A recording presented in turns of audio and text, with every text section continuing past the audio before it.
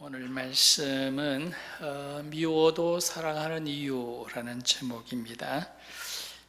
미워도 오늘 말씀에는 미워하여도 나를 미워하여도 사랑하는 이유 13절의 말씀에 세상이 너희를 미워하여도 이상히 여기지 말라 그렇게 되어 있는데요.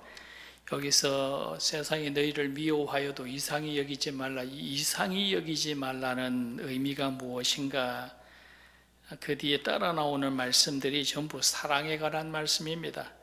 우리가 형제를 사랑함으로 그런 말씀 나오고 거의 끝까지 다 사랑의 이야기.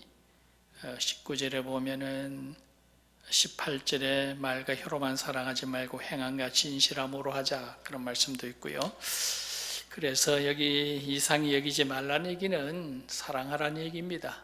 그래서 미워해도 같이 미워하지 말고 그래도 사랑을 해라 라고 하는 그런 말씀이죠. 그래서 오늘 말씀을 미워도 사랑하는 사람들, 미워도 사랑하는 이유에 대한 말씀입니다.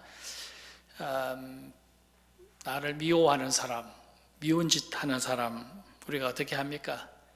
미우면 미워야죠. 그죠? 미운 짓 하면 미워해야지. 안 그러면 아예 보이지를 말든가. 우리가 보통 그렇게 생각을 하는데, 그러나 사도 요한은 우리에게 하시는 말씀이 미워해도 그래도 사랑을 해라. 그렇게 말씀합니다. 굉장히 부담스러운 그런 말씀이고, 이 말씀을 실천한다는 것이 그리 쉬운 일은 분명히 아닌 줄로 압니다. 그래서 오늘 우리는 왜 우리는 미운 사람도 사랑을 해야 되느냐, 특히 나를 미워하는 사람도 여전히 사랑을 해야 되는지 그 이유를 한번 말씀 속에서 찾아보도록 하겠습니다. 우리에게 그냥 단순히 부담 주시려고 하는 말씀은 아닐 거고요. 분명히 그럴 만한 이유가 있을 것이다. 우리가 미워하는 사람, 미운 사람도 사랑을 해야 하는 그런 이유가 무엇인지 오늘 본문의 말씀 속에서 몇 가지를 찾아보도록 하겠습니다. 자, 첫 번째 이유는, 미워도 사랑하는 첫 번째 이유는 우리는 사망에서 생명으로 옮겨진 사람이기 때문이다. 그렇게 말씀하고 있습니다. 14절의 말씀 보면은 우리는 형제를 사랑함으로 사망에서 옮겨 생명으로 들어간 줄을 알거니와 사랑하지 아니하는 자는 사망에 머물러 있느니라. 그런 말씀이 나옵니다. 우리는 사망에서 생명으로 옮겨진 사람이기 때문이다. 그런 말씀. 사망에서 생명으로 옮겨졌다는 말은 다른 말로 거듭났다. 그렇게 말하죠.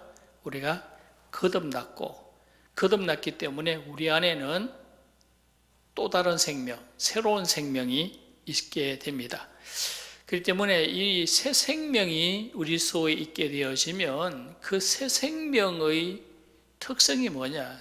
우리 속에 있는 새로운 생명의 본성이 뭐냐? 그것은 사랑을 한다는 거죠. 새로운 생명이 들어오면은 미운 사람도 사랑을 한다.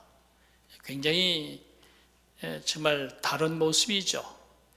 옛날 생명, 새 생명이 아닌 옛날 생명만 있으면 우리는 감정대로 갑니다. 미운 사람 미워하고, 물론 또 좋아하는 사람 좋아하기도 하고, 자기 감정대로 가요. 그러나 우리 안에 이 새로운 생명이 들어오면은 이 새 생명은 모든 사람을 사랑합니다. 미운 사람도 사랑하고, 나를 싫어하는 사람도 사랑하고, 이런 적극적인 그런 사랑을 하게 되어지는 것이다. 이게 바로 우리 속에 있는 거듭난 사람이 가지고 있는 새 생명의 특성이라는 겁니다. 반면에 사랑하지 아니하면, 지금 14절 끝에 말씀에 사랑하지 아니하는 자는 사망에 머물러 있느니라. 또 그 다음에 말씀에 15절에 형제를 미워하는 자마다 살인하는 자니 그 속에 영생이 거하지 아니하다. 그렇게 되어 있죠. 사방에 머물러 있는다. 또 그 안에는 영원한 영생이 없다, 새로운 생명이 없다라고 하는 것, 그게 뭡니까? 그럼 사망에 머물러 있는 사람의 특징은 뭐냐? 미워한다는 거죠. 사랑하지 않는다는 거죠. 자기 감정대로만 간다는 겁니다. 그래서 우리가 예수를 믿어 우리 안에 거듭나고 새 생명이 있는데 이 새 생명이 있다라고 하는 증거가 뭐냐? 새 생명의 표시가 뭐냐? 그건 바로 사랑하는 것이다. 사랑하는데 미운 사람도 사랑하는 것이다. 이 생명의 표시입니다. 그러나 우리가 사랑하지 못하면, 여전히 미워하면, 감정대로 간다고 한다면 그 안에는 새 생명이 없다. 영원한 영생이, 그 15절 끝에 영생이 그 속에 거하지 아니하는 것을 너희가 안다. 그렇게 되어 있죠. 자, 이 말씀 속에 부딪히는 것이 있을 겁니다. 나는 분명히 거듭났고 내가 예수를 믿었고 내 안에는 새 생명이 있는데 그런데 왜 나는 사랑을 못하지? 왜 나는 여전히 미워하지? 그런 사람 있죠. 대부분일 겁니다. 분명히 예수를 믿었고 내 안에는 영생이 있고 새 생명이 있는데 만약에 새 생명이 있으면 사랑할 것이라고 했고 오늘 말씀에 사랑하지 못하면 영생이 없다라고 하니 믿을 수가 없다. 분명히 내게는 새 생명이 있고 나는 거듭났고 나는 영생이 있다고 믿는데 그런데 왜 오늘 말씀과 다르게 나는 사랑하지 못하고 왜 나는 여전히 사람을 미워하고 또 나를 싫어하는 사람들에 대하여 우리는 감정을 가지고 그렇게 살아가느냐? 그건 무슨 얘기냐? 말씀과 맞지 않지 않느냐라고 하는 그런 생각이 들 수가 있겠습니다. 여기서 우리는 무슨 생각을 할 수 있느냐 하면 내 안에 생명이 있습니다. 새로운 생명이 있기는 있지만 그러나 그 생명이 생명력이 없는 생명일 수가 있다. 그 말씀이죠. 생명이 있지만 생명력이 없다. 병원에 가면은 산소호흡기 끼고 누워있는 분들 있잖아요. 생명이 있어요. 그러나 생명력은 없습니다. 어떤 사람들은 코마에 빠져 있어요. 죽었는지 살았는지. 그 코마 상태로 이건희 회장이 그 코마 상태로 몇 년을 갔잖아요. 생명이 있다라고 말할 수 있냐? 생명이 없는 건 아니에요. 생명이 있긴 있습니다. 있지만은 그러나 생명력이 없습니다. 또 병원에 가면 가끔 보면은 휠체어에 고개 푹 숙이고 아무 어떤 감정도 표시도 없고 그러면서 간호사가 이렇게 끌고 가는 그런 분들 간혹 보지 않습니까? 그 모습을 볼 때 우리는 저분은 생명이 있느냐 없느냐? 생명이 있긴 있어요. 있지만은 생명력이 없는 그런 모습입니다. 그리스도인들 속에 새 생명이 있는데 그런데 그 새 생명이 생명력이 있어야 되는데 생명력이 없는 새 생명이 있다는 거죠. 그걸 뭐로 아느냐? 사랑을 하느냐 안 하느냐에 있다. 우리가 사람들이 생명을 가지고 살아갈 때 막 젊은 사람이 활기차게 막 운동도 잘하고 뭐 열심히 뛰어다니고 이런 모습을 보면 상당히 부럽지 않습니까? 그거 왜냐면 그 사람은 생명력이 막 활기찬 사람이에요. 우리 그리스도인들이 우리 속에 새로운 생명을 가지고 있는데 이 새 생명이 생명력이 뛰어나야 돼요. 생명력이 뛰어난다는 것은 뭘 의미하는 것이냐? 사랑을 그렇게 많이 한다는 거죠. 특히 미운 사람까지도 사랑하는 그런 사랑이 그 사람 속에 있다. 그런 사람들은 그 속에 있는 생명력이 뛰어난 그런 사람의 모습이다라고 하는 그런 말씀입니다. 야고보 선생이 행함이 없는 믿음은 죽은 믿음이다 그랬는데 사랑하지 아니하는 그런 생명은 죽은 생명이다. 우리가 거듭나고 새 생명을 얻었지만 사랑하지 아니하고 여전히 형제를 미워하는 마음을 가지고 있으면은 그 생명이 죽은 생명이다. 그런 말씀인 것. 이것을 우리가 알아야 될 줄로 믿습니다. 그래서 우리가 그리스도로 말미암아 거듭났고 우리가 사망에서 생명으로 옮겨졌고 우리 안에는 새로운 생명이 있습니다. 그런데 이 새 생명이 활기가 차고 생명이 넘치는 그런 믿음의 삶을 살아가기를 원하시는데 이런 것은 우리가 얼마나 남을 사랑하느냐 또 미운 사람까지 사랑할 수 있는 그런 사랑의 힘을 가지고 있느냐라고 우리가 판단을 할 수가 있다라고 하는 바로 그런 말씀입니다. 어떤 목사님이 자기가 고등학교 때 있었던 얘기를 했는데요. 그때는 아주 옛날입니다. 아마 60년대, 70년대 얘기 같은데요. 그때는 고등학교 이제 입학을 하게 되면 남자 학교에서는 일단은 이제 학교에 입학을 하고 나면 서로 이제 힘을 과시하는 거예요. 누가 주먹을 좀 쓰느냐. 주먹을 좀 쓰면 친구도 많아지고 학교 생활이 재밌지만, 주먹을 못 쓰고 힘이 없는 표가 나면은 그때부터는 이제 친구도 없고 왕따 당하고 이제 그런 소외되는 그런 모습이 되죠. 그래서 학교에 들어가고 나면 남자 학교에서는 막 이렇게 막 이 힘을 과시하는 그런 힘겨루기를 한다는 거예요. 근데 이 목사님도 그랬답니다. 그때는 예수를 안 믿었기 때문에 자기도 입학을 해가지고 이제 눈치를 슬금슬금 봤대요. 누구랑 한번 붙어서 한번 내가 좀 주먹을 좀 과시해 볼까. 기왕이면은 좀 덩치 좀 있는 친구를 골라야 되는데, 그러다가 마침 자기 뒷자리에 앉은 친구가 덩치가 아주 큰 친구가 앉아 있었대요.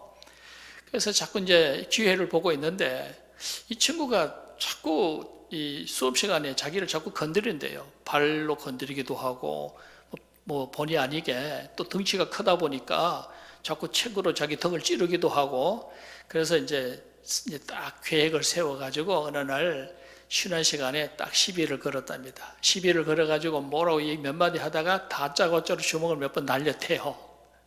그래서 싸움이 붙었는데 뭐 교실이 난리가 났죠. 뭐 말리는 친구도 있고 뭐 부추기는 친구도 있고, 이제 그러다가 마침 이제 종이 울려가지고 수업이 시작되었습니다. 그래서 얼른 자리로 돌아갔는데 수업 시간 내내 가슴이 두근두근하고 쿵닥쿵닥 한다는 거예요. 자기가 선제로 주먹을 몇 번 날리긴 했지만 아무리 봐도 저 친구가 자기보다 덩치가 훨씬 더 크고 주먹도 있다만 하고, 야 이제 수업 끝나고 이제 분명히 나한테 올 텐데 오늘 내가 잘못하면 엄청 얻어맞게 생겼구나, 그 생각을 하니까 수업도 안 되고 가슴이 막 두근거리고 불안하고 그랬다는 거죠. 수업이 끝났는데 정말 이 친구가 자기 옆으로 성큼성큼 오더라는 거죠. 그런데 잔뜩 긴장을 하고 이제 어떻게 대처를 할까 쳐다보고 있는데 이 친구가 손을 쑥 내밀면서 아까는 내가 미안해서 나하고 친구하자 그러더라는 거예요. 깜짝 놀라가지고 아주 당황하게 같이 손을 잡았고 그 친구가 되어졌는데, 알고 보니까 이 친구가 예수 믿는 친구인데 아주 사람이 순하고 인품이 좋은 그런 친구였다는 거예요. 그래서 그 친구 때문에 교회를 가게 되어졌고 지금 자기가 목사가 되어졌다, 그런 얘기를 합니다. 그러면서 자기는 평생에 그 친구를 잊을 수가 없다라고 하는 그런 얘기를 했습니다. 자, 우리가 그런 얘기를 들으면 그 친구는 이제 고등학교 1학년인데 이제 어린 친구인데, 그 어린 친구지만은 예수를 믿었고요. 그 친구 마음속에는 새 생명이 있습니다. 이제 새로운 생명이 있으니까 그 새 생명이 생명력을 보인 거예요. 그 생명력이 뭐냐 하면은 자기한테 시비하고 싸움을 거는 사람에게 손을 내밀고 우리 친구하자라고 하는 그런 표현을 할 수 있다는 거죠. 이게 바로 새 생명을 가진 사람이 보여주는 특징입니다. 그게 바로 다른 사람, 미워하는 사람도 사랑할 수 있는 그런 모습을 우리가 보여줄 수 있다라고 하는 그런 말씀이죠. 오늘 우리는 그런 생명, 이 사망에서 생명으로 옮겨진 우리 안에 거듭난 새로운 생명이 있는 사람이고, 내 속에 그 새로운 생명이 생명력을 발휘할 때에 우리는 미운 사람도 사랑한다라는 말씀이죠. 우리가 그런 사랑을 가지고 살아갈 수 있는 그런 사람들이 되어질 수 있기를 원합니다. 우리가 사람을 사랑할 때에 우리가 다른 사람을 사랑하고 너그러운 마음을 가지고 살아가면은 그게 바로 우리 속에 있는 새로운 생명이 그 생명력을 보여주는 것인데, 미운 사람까지도 사랑하는, 또 원수까지 사랑하는 그런 사랑의 모습을 보인다고 한다면 그 생명이 그야말로 슈퍼파워죠. 엄청난 그런 생명을 가지고 있는 그런 사람이다. 오늘 우리가 세상에 살면서 힘을 자랑하거나 자기가 건강하고 활기가 넘친다 이런 걸 자랑하는 것이 아니라, 그리스도인들은 내 속에 사랑이 풍성한 것, 내 안에 새로운 생명, 그 새 생명이 보여주는 그런 어떤 이웃을 사랑하는, 또 미운 사람도 사랑할 수 있는 그런 사랑의 모습을 보여줄 수 있는 그런 그리스도인의 모습이 되어질 수 있기를 축원합니다. 오늘 우리가 그래서 왜 우리가 미운 사람을 사랑해야 되느냐? 내 안에 새로운 생명이 있기 때문이다, 그런 말씀이고요. 그 다음에 두 번째로 왜 우리가 미운 사람도 사랑하느냐? 두 번째 이유는 그리스도께서 우리를 위하여 목숨을 버리셨기 때문이다. 그렇게 말씀합니다. 16절의 말씀에 그가 우리를 위하여 목숨을 버리셨으니 우리가 이로써 사랑을 알고 우리도 형제들을 위하여 목숨을 버리는 것이 마땅하니라. 그런 말씀이 나와 있죠. 그리스도께서 우리를 위하여 목숨을 버리셨다. 그런 말씀입니다. 그리스도께서 십자가에 목숨을 버리심으로 말미암아 우리의 죄가 용서되어졌습니다. 우리의 죄가 용서되어졌죠. 그리스도의 죽으심은 바로 우리의 죄에 대한 값입니다. 우리가 치러야 할 죄값인데 그 죄값이 바로 그리스도의 죽으심으로 치루어졌다라고 하는 그런 말씀이죠. 그렇다고 한다면 우리가 가지고 있었던 죄, 우리가 하나님 앞에 사람들에게 행했던 모든 죄들, 이 죄의 그 값이라는 것이 얼마나 컸나, 바로 그리스도가 십자가에서 죽으실 만큼 큰 값이었다라는 겁니다. 근데 주님께서 그 값을 치르시기 위해 십자가에 죽으셨다. 그렇기 때문에 우리도 다른 사람, 형제를 위해서 우리가 목숨을 버리는 것이 마땅하지 아니하냐, 그런 말씀입니다. 그리스도께서 내 죄값을 치르기 위해서 목숨까지 버리셨는데 나는 다른 사람이 내게 잘못한 것에 대하여 조금 더 용서할 수가 없다. 나를 섭섭한 것에 대해서 나는 그것을 용납할 수가 없고 그것을 반드시 나는 갚아야 되겠다, 이런 생각을 한다고 한다면 과연 그것이 맞겠느냐는 거죠. 그리스도께서 나를 위하여 목숨까지 버리셨는데 다른 사람에 대하여 내가 무엇을 용서하지 못하겠느냐. 세상 사람들이 얼마나 나한테 잘못하면 뭘 얼마나 잘못했겠느냐, 섭섭하게 하면 얼마나 섭섭하게 하겠느냐. 그리스도는 나를 위하여 목숨도 내놓으셨는데 우리가 용서하지 못할 것이 없고 또 사랑하지 못할 일이 없지 않겠느냐라고 하는 바로 그런 말씀입니다. 예수님께서 달란트 탕감해 준 비유의 말씀을 하지 않았습니까?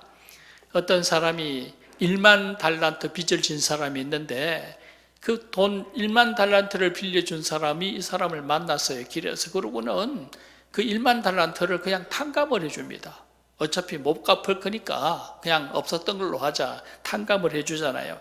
그래서 이 사람이 1만 달란트를 탕감을 받았는데 그러고 가다가 자기에게 100데나리온 빚진 사람을 만났을 때에 그 사람 맥삭을 잡고 돈 내놔라, 100데나리온 안 내놓는다고 때리고 감옥에 옥에다 가둬버리고 그리고 욱박지르는 그런 모습을 보였다라는 겁니다. 1만 달란트가 도대체 얼마냐? 금으로 치면 금 1만 달란트, 금 한 달란트가 48kg이에요. 그 돈으로 계산을 할 수가 없습니다. 몇 조 원이 될 거예요. 근데 100데나리온이라고 하면은 한 데나리온이 하루 일당이거든요. 그럼 100일 일당이니까 그것도 적은 것은 아니겠습니다만은, 그러나 1만 달란트 탕감받은 사람이 100데나리온 자기에게 빚진 사람 그것 갚는다고 멱살 잡고 흔들고 때리고 그래서 되겠느냐? 그러면 되겠느냐라고 하는 그런 말씀입니다. 주님은 우리를 위해서 목숨 내어 놓으셨는데 우리의 죄값을 치르기 위해서. 근데 우리는 다른 사람이 내게 좀 뭔가 섭섭한 것 했다고 해가지고 그 용서하지 못하고 미워하고 그에 대하여 어떤 책임을 묻으려고 하는 이런 모습을 보이고 산다라고 한다면 그래도 되겠느냐, 그것이 그럴 수 있겠느냐라고 하시는 바로 그런 말씀입니다. 그리스도께서 우리를 위하여 목숨을 버리셨기 때문에 우리도 다른 사람을 용서해야 되고 또 우리가 미운 사람도 사랑할 수 있는 그런 모습이 되어야 되지 않겠느냐. 그것이 바로 우리가 그리스도를 본받는 모습이고 또 우리가 그리스도께서 우리에게 보여주신 사유하심의 은총에 대하여 내가 무언가를 좀 보답하고 살아가야 되겠다라고 하는 그런 마음의 자세가 아니겠느냐라고 하는 바로 그런 말씀입니다. 오늘 우리가 정말 그리스도께서 나를 위해서 목숨을 버리셨다, 이것이 진실하게 느끼신다고 한다면 다른 사람에 대하여 웬만한 어떤 내게 섭섭한 일을 했더라도 그 다 용서하고 그리고 사랑할 수 있는 그런 모습을 보여줄 수 있기를 원합니다. 이것이 바로 우리가 그리스도를 본받는 삶이다, 그런 말씀이죠. 그 다음에 이제 또 우리가 생각해 볼 것은 뭐냐 하면은 그 16절에 우리도 형제를 위하여 목숨을 버리는 것이 마땅하니라라고 하는 말씀인데 이해는 하는데요. 우리가 그리스도를 닮아서 우리를 그리스도로 본받아서 우리도 다른 사람을 용서하고 미운 사람도 사랑해야 되는데 목숨까지 버리는 것이 마땅하지 않냐라고 하니까 이건 참 좀 마음에 부딪히죠. 그렇다고 목숨까지 어떻게 내놓겠어요? 그리스도는 그렇게 하셨지만 우리가 어떻게 목숨까지 형제를 위해서 친구를 위해서 내놓을 수가 있겠느냐? 이제 그건 좀 부딪힐 겁니다. 아마 저도 여러분 보고 목숨까지 내다루서는 못하겠어요. 그런데 이건 어떻게 해석을 해야 될까 고민스러운데요. 그 다음 말씀을 보면 17절의 말씀을 보면은 누가 이 세상의 재물을 가지고 형제의 궁핍함을 보고 도와줄 마음을 닫으면 하나님의 사랑이 어찌 그 속에 거하겠느냐. 재물 가지고 형제의 궁핍함을 도와주는 것, 이 말씀이 나옵니다. 그래서 이 말씀을 보면서 형제를 위해서 목숨까지는 버리지 못해도 재물 가지고 도와주는 것까지는 해라라고 하시는 그런 말씀으로 볼 수가 있죠. 목숨까지는 어떻게 내놓겠어요? 그러나 그건 하지 못한다 하더라도 재물 가지고 형제가 궁핍함을 당할 때 그걸 도와줄 수 있는 그런 정도는 되어야 되지 않겠느냐라는 말씀입니다. 우리가 살다 보면은 형제나 이웃과의 그 관계에서 문제가 생겨나는 것이 보면은 이 물질적인 문제 때문에 많이 생겨나요. 물질적인 문제 때문에 관계가 나빠지기도 하고 뭐 또 미운 관계가 되어지고 그러는데, 그런데 그거 다 받아들이라는 얘기죠. 물질적인 손해 감수하라는 얘기입니다. 그러면 그냥 내가 손해 보고 뭐 또 도와준다고 생각하고 그러면 되는 거지. 그것 가지고 그렇게 감정 상하는 그런 일은 없어야 된다라고 하는 그런 말씀이고요. 우리가 항상 목숨까지 형제를 위해서 내놓지 못하지만은 재물로 도와줄 수 있다고 한다면 최선을 다해서 도와줄 수 있는 그런 마음의 여유들을 가질 수 있기를 바랍니다. 뭐 돈 없으면 따뜻한 말로 위로라도 해야 된다. 우리가 정말 다른 사람을 위로하고 용납하고 미운 짓 해도 그래도 사랑할 수 있는 그런 모습으로 살아가는 그리스도인들, 바로 그리스도를 본받는 그런 삶의 모습이 되어질 수 있기를 원합니다. 정말 이웃을 위해서 목숨까지 내어놓는 사람이 얘기도 있더라고요. 한국 컨벤션의 서정인 목사님 얘기, 그분의 글을 한번 본 적이 있는데요. 이 서정인 목사님이 장기 기정 본부에 장기 기정하는 서명을 했어요. 장기 기정을 하겠다 사인을 했는데, 기정본부에 그 서명을 하고 나면은 전화가 와요. 저도 그런 전화를 받았는데, 골수도 기정할 수 있습니까? 라고 하는 그런 전화가 와요. 근데 골수를 기정하게 되어지면 무슨 문제가 있냐면, 만약에 이제 골수 검사하는 것도 어렵고요. 골수 기정하려면 검사를 다 해봐야 되는데, 그게 이제 그래서 이게 맞는 사람이 생겨나면 골수를 기정을 하게 되어지는데, 그러려면은 일주일 동안 무균실에 입원해 있어야 돼요. 그러고 나서 척추에 구멍을 뚫고 거기에서 골수를 뽑아냅니다. 그래서 수술을 하는데, 그러고 나면 회복하는 기간이 굉장히 오랜 기간이 필요해요. 몇 달을 고생을 하죠. 그렇기 때문에 골수 이식을 만약에 하게 되어지면, 그걸 기정하게 되어지면 사역이 어렵습니다. 목회가 몇 달 동안 목회를 못할 정도로 어려워진다는 거죠. 그래도 이제 하겠다라고 서명을 했습니다. 그래서 이제 검사가 이루어졌고, 그리고 한참 지난 뒤에 정말 골수 기정을 할 그런 날이 왔어요. 작은 여자아이인데 골수가 딱 맞았어요. 그래서 이제 골수 이식을 했습니다. 그래서 정말 무균실에 들어가서 입원을 하고 골수를 뽑고, 그러다가 의료사고가 있어가지고 그냥 아주 위험한 상황까지 간 적도 있었다고 합니다. 그래서 이제 골수 이식을 했는데, 그 여자아이가 잘 됐어요. 그래가 한 5개월 정도 건강하게 지났습니다. 그런데 5개월 지났는데 갑자기 재발이 된 거예요. 백혈병이 재발이 된 겁니다. 그래서 또 연락이 왔어요. 이 여자아이의 골수가 맞는 분이 이분밖에 없답니다. 이 목사님밖에 없대요. 연락이 와가지고 재수술을 해야 되는데 다시 하겠습니까? 라고 하는 전화가 왔다라는 거죠. 그래서 참이 난감합니다. 지난번에 그때 참 어려웠고, 또 그때 그 수술 받고 난 뒤에서 좀 건강도 좀 안 좋은 상태고, 그래서 주변에서 다 말리는 거죠. 이게 안 된다고.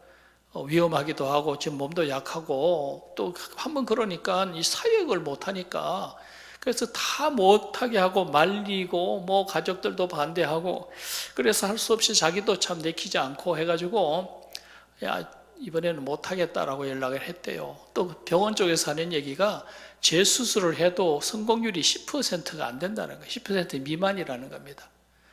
그래서 이번에는 안 되겠다고 그렇게 연락을 했는데, 연락을 거절을 하고 나서 잠이 안 온다는 거예요.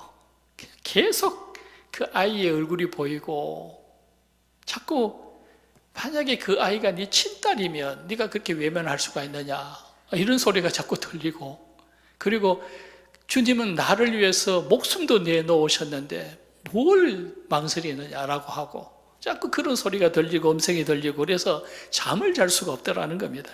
그래서 할 수 없이 다시 결심을 하고, 이제 안 한다 해놓고 또 금방 또 한다라고 하기도 쑥스럽기도 해가 편지를 썼대요. 편지를 써서 편지를 보내고, 하나님의 사랑에 내가 항복을 하고 하기로 했습니다.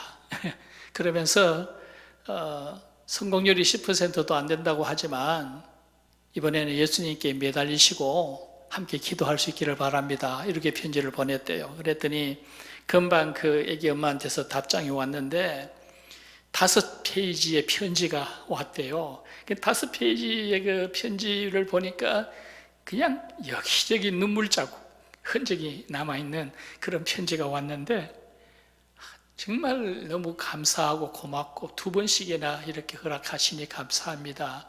그러면서 이제 그 밑에 뭐라고 썼냐 하면은, 목사님이 말씀하시는 예수님 나는 누군지 잘 모르지만 그분께 매달리겠습니다. 그리고 기도하겠습니다. 이렇게 답이 왔대요. 그리고 이제 다시 재수를 했는데 그 아이가 건강하게 잘 살아가고 있다고 합니다. 그래서 그 이후에 그 아기 아빠도 또 골수 이식을 했대요. 다른 분에게. 그런 얘기를 해놓은 글을 보았습니다. 그래서 정말 우리가 그리스도를 본받는다라고 하는 것, 그리스도가 나를 위해서 죽으셨다라고 할 때 내가 다른 사람을 위해서 내가 목숨을 내어놓을 수가 있는가? 목숨까지는 아니더라도 우리가 그리스도를 본받는 삶을 살기 위해서는 자존심은 좀 내려놓아야 되겠죠. 명예도 좀 내려놓고 어떤 물질적인 손해 감수할 수 있어야 되겠죠. 우리가 정말 그리스도를 본받는 삶을 살기 위해서는 미운 사람도 사랑할 수 있는 그런 모습을 보여줄 수 있기를 원합니다. 그것이 바로 그리스도를 닮아가는 삶인 것을 아시기를 바랍니다. 자, 그 다음에 세 번째로 왜 우리가 미운 사람도 사랑을 해야 되느냐. 세 번째 이유는 그렇게 함으로써 우리가 진리에 속한 자임을 알게 한다라고 하는 말씀입니다. 18절의 말씀, 자녀들아 우리가 말과 혀로만 사랑하지 말고 행함과 진실함으로 하자. 이로써 우리가 진리에 속한 줄을 알고, 그런 말씀이 있죠. 우리가 미운 사람을 사랑하는 그런 모습을 보이는 것, 이것은 진정한 사랑이다. 여기 말과 혀로만 사랑하는 것이 아니고 진실함으로 하는 것이다. 그렇게 되어 있죠. 과연 진실한 사랑이 어떤 사랑이냐? 진실한 사랑, 말과 혀로 사는 사랑이 아니고요. 우리가 나를 좋아하는 사람을 내가 좋아하고 나를 사랑하는 사람을 사랑하고 이런 거는 누구나 하는 거잖아요. 그걸 우리가 이거 사랑이다 이렇게 말할 수가 있을까요? 나한테 잘하는 사람, 날 좋아하는 사람을 내가 사랑하는 거, 이걸 내가 사랑이 많다 그렇게 말할 수는 없잖아요. 그거는 그냥 감정이에요. 그냥 느끼는 느낌일 뿐이지 그것을 진정한 사랑이라고 말할 수는 없다는 거죠. 진정한 사랑이 뭐냐? 진정한 사랑은 미워하는 사람도 사랑하는 거예요. 원수도 사랑하는 거예요. 진짜 사랑이 뭐냐? 진짜 사랑은 사랑할 수 없는 사람을 사랑하는 것이, 그것이 진짜 사랑이고 진정한 사랑이라는 거죠. 그래서 말과 혀로만 사랑하지 말고 진실함으로 하자. 정말 진정한 사랑을 하는 그런 사랑의 사람이 되자라고 하는 말씀이고요. 또 그렇게 하는 것은 바로 우리가 진리에 속한 줄을 알게 한다. 19절의 말씀에 진리에 속한 줄을 알게 한다. 그렇게 말씀하고 있습니다. 간혹 사람들이, 세상 사람들이 기독교인들을 보고 예수 믿는 사람들은 말만 잘해, 예수쟁이들은 말은 다 잘해, 이렇게 말하잖아요. 믿는 사람들이 말만 잘한다라고 하는 얘기가 뭡니까? 무슨 의도로 그런 얘기를 합니까? 그것은 믿는 사람들이 말만 잘하지 신실함이 없다, 그런 의미잖아요. 그러면 그 말은 기독교는 진리의 종교가 아니다라고 하는 그런 의미가 된다라는 거죠. 그럼 우리가 기독교가 진리의 종교인 것을 사람들에게 분명하게 알려줄 수 있는 것이 뭐냐? 우리가 사랑한다는 거죠. 미운 사람도 사랑하는 그런 사랑을 보여줄 때에 우리가 사람들에게 기독교가 진리의 종교이고 우리가 진리에 속한 사람이다, 이런 것을 분명히 보여줄 수 있는 그런 삶이다라고 하는 것을 말씀을 하고 있는 겁니다. 어떤 부부가 이혼 소송을 하는 중이었습니다. 그래서 판사 앞에 가서 이제 이혼에 대한 판결을 받는데, 이혼할 때는 이제 그런 누구의 잘못이냐 이걸 많이 따지잖아요. 그렇죠? 그래서 이제 부인이 판사한테 한 말이, 우리 신랑이 분명히 마음이 변했다, 바람이 났거나 무슨 문제가 있다. 왜 그러냐고 하니까, 지난 우리 결혼하고 20년 됐는데 20년 동안 남편이 나한테 보내준 사랑의 편지, 이 사랑의 편지가 지금 수십 통이 있다. 이만큼 증거로 들고 나왔어요. 20년 동안 남편이 나한테 이 사랑의 편지를 계속해서 이렇게 수십 통을 나한테 줬는데, 지금까지 그렇게 나를 사랑한다고 했었는데 갑자기 이혼하자로 한 보면 분명히 남편이 바람이 난 거다, 이렇게 얘기를 했어요. 그랬더니 남편이 뭐라고 얘기하느냐 하면, 내가 그 사랑의 편지를 수십 통을 보낸 이유는 내 아내가 너무 거세고 너무 그냥 변덕이 심하기 때문에 그냥 그 마음을 달래기 위해서 내가 그 편지를 계속 보낸 거다. 보통 평범한 가정 같으면 내가 뭐하러 편지를 이렇게 계속 보냈겠느냐, 그렇게 얘기를 하더라는 거죠. 판사는 남편의 손을 들어줬답니다. 남편의 말이 진실이다. 여자가 아주 까다롭고 변덕스럽고 거세고 하니까 남편은 눈치 보느라고 달래느라고 계속 사랑의 편지를 보냈다라는 거죠. 결국 그 사랑의 편지는 뭐냐? 그야말로 말과 혀로만 사랑한다, 거짓된 사랑이었다, 그것을 얘기하는 거죠. 그리스도인들이 그렇게 살면 안 되죠. 그리스도인들이 말과 혀로만 사랑해서는 안 되고요, 진실함이 있어야 되고, 진실한 사랑을 사랑해야 되는데, 진실한 사랑은 바로 미운 사람도 사랑하는 사랑이고요, 그런 사랑을 보여줄 때에 우리는 사람들에게 우리가 진리에 속한 사람이다라고 하는 것을 알려줄 수가 있는 것이다. 우리가 그런 사랑을 한다고 한다면 세상 사람들이 우리를 볼 때에 정말 예수 믿는 사람이다, 저 사람은 예수 믿는 사람이다, 그리고 저가 믿는 기독교가 정말 진리의 종교구나, 이렇게 생각을 한다는 거죠. 그런데 우리가 다투고 미워하고 사람들과 시기하고 이런 모습들, 다른 사람 비난하고 욕하고 세상 사람들 속에 섞여 살면서 똑같이 그렇게 행동을 한다고 한다면 세상 사람들이 우리를 보고 뭐라고 얘기하느냐? 저 사람 예수 믿는 사람 맞아? 아니면은 저 사람이 믿는다는 예수, 기독교, 그 진리 종교가 아니구만, 거짓된 종교구만, 그렇게 얘기를 한다는 거죠. 우리가 믿는 기독교가 정말 진리의 종교이고 내가 진리에 속한 사람인 것을 분명히 보여줄 수 있으려면은 우리는 사랑해야 된다. 미운 사람도 미워하지 말고 우리는 오히려 더 사랑하는 그런 사랑의 모습을 보이고 살아가야 된다. 그것이 바로 우리가 그리스도를 전가하는 삶이고 우리가 진리에 속한 사람인 것을 나타내 보여주는 것이다라고 하는 말씀입니다. 예수님께서 착한 사마리아인의 비유를 말씀하셨는데, 어느 날 어떤 사람이 그 여리고 그 언덕길을 넘어가다가 강도를 만났어요.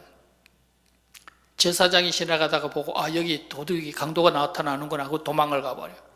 레위인이 와서 보다가 아이고 위험하구나, 얼른 도망을 가. 그런데 사마리아인이 지나가다 그 모습을 보고 치료를 해주고 영안에 데려서 맡기고 치료해달라고 부탁을 하고, 혹시 이 경비가 모자라면 내가 돌아오다가 갚아드리겠습니다, 이렇게 했다라는 거예요. 예수님께서 너희가 어떻게 해야 되겠느냐, 어떻게 살아야 되겠느냐 이렇게 물어보셨습니다. 왜 예수님께서 그런 착한 사마리아의 비인의 비유를 하셨을까? 물론 첫 번째 이유는 행함이 있는, 말로만 하는 것이 아니라 행동을 보여주는 그런 사랑을 해야 된다라고 하는 것을 말씀하는 거고요. 또 하나 이유는 제사장 이 레위인들을 책망하는 겁니다. 하나님 말씀을 전하는 사람들이고 하나님을 믿는다고 하는 사람들이 왜 이방인만도 못하냐 그 얘기죠. 왜 너희들이 멸시하는 이 사마리아인만도 못하냐, 오히려 책망하는 그런 말씀이라는 거죠. 이 말씀이 어떻게 보면 오늘 우리에게 하시는 말씀이 아닌가도 생각이 되어집니다. 우리가 믿지 않는 사람보다도 못한, 믿지 않는 사람은 똑같이 행동을 하고 똑같이 미워하고 똑같이 싫어하고 똑같이 욕하고 비난한다고 한다면 우리가 사람들에게 기독교를 욕먹이는 거고요.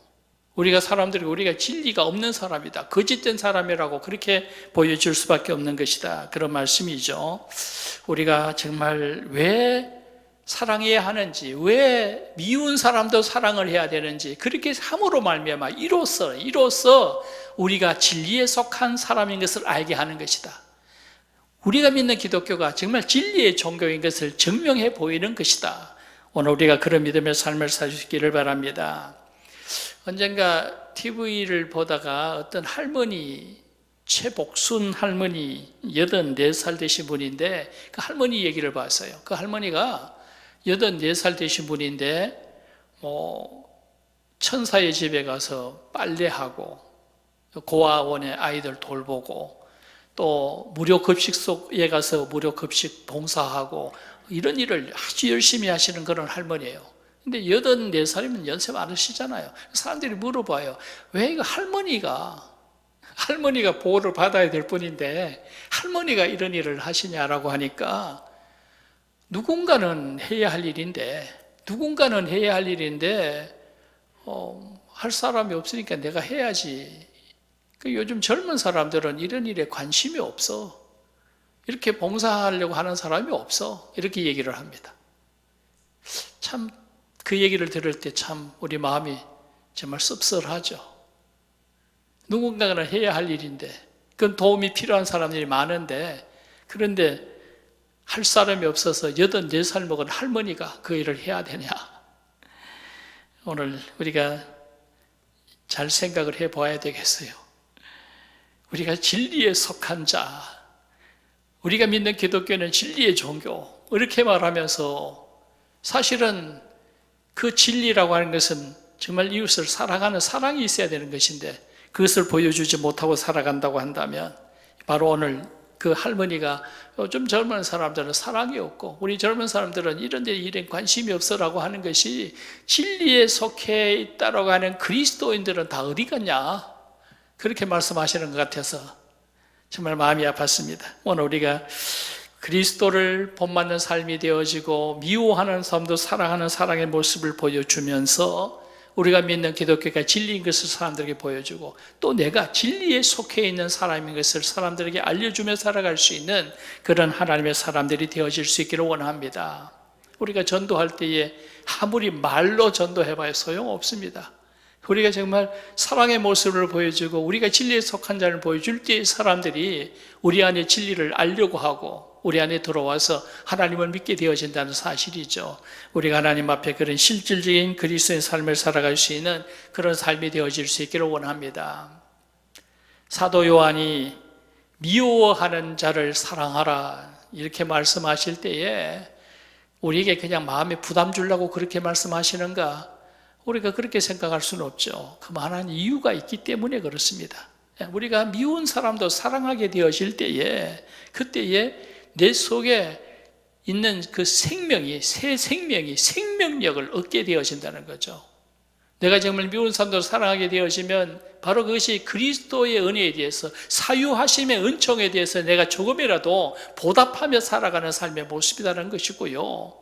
미운 사람도 사랑하게 되어질 때에 내가 진리에 속한 사람인 것이 알려지게 되어지고 우리가 믿는 기독교가 진리인 것을 사람들에게 증명되어지고 그래서 더 많은 사람들에게 그리스도가 증거되어지는 그런 삶이 될 수가 있다라는 겁니다. 오늘 그런 믿음의 삶을 사는 그리스도인들이 되어지기를 원합니다. 바울 사도는 우리는 우리 것이 아니고 그리스도의 것이다 그랬잖아요. 우리 안에는 내가 사는 것이 아니고 그리스도가 산다 그렇게 말씀했습니다. 우리가 그리스도의 것이고 내 안에 그리스도가 사는 삶을 산다라고 한다면 그냥 감정대로만 사는 것 아니죠. 그냥 감정대로 그냥 미우면 미운 대로 싫으면 싫은 대로 그렇게 살아가는 것이 아니다. 내 안에 계시는 그리스도의 마음을 가지고 주의 뜻에 따라 하나님의 뜻에 순종하며 살아가는 그런 삶이 되어져야 될 줄로 믿습니다. 오늘 우리가 그런 순종의 삶을 살아감으로 말미암아 나로 인해서 그리스도가 증거되어지고 나로 말미암아 하나님의 나라가 확장되어져 가고 많은 사람들이 구원을 얻게 되어지는 복된 그런 믿음의 삶을 사는 하나님의 사람들이 되어질 수 있기를 축원합니다. 기도하겠습니다.